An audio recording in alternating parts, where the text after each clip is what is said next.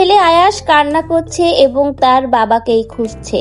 বাবা বাবা বলে সারাদিন তার বাবা আহাদকে ডাকছে, কিন্তু এ কেমন বাবা একবারের জন্য ছেলেটাকে দেখতে আসলো না?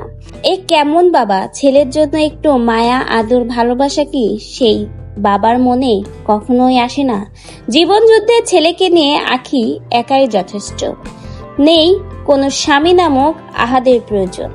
আখি এখন তার ছেলেকে নিয়ে একাই বাঁচতে চায়। তারপরেও ছেলে বারবার বাবাকেই খুঁজছে, বাবার জন্যই কান্না করছে। কিন্তু বাবা আহাদের এত কঠিন হৃদয় যে ছেলের ডাকে একবারও সাড়া দিচ্ছে না। আয়াসের বাবার জন্য এই কান্নায় কি একবার হলেও ছেলের মুখের দিকে তাকিয়ে আয়াসকে দেখতে আসা উচিত ছিল না বাবা আহাদের? আপনারাই বলুন, এ কেমন বাবা যে ছেলের ডাক ও কান্না শুনে একবারও ছেলের কাছে আসে না?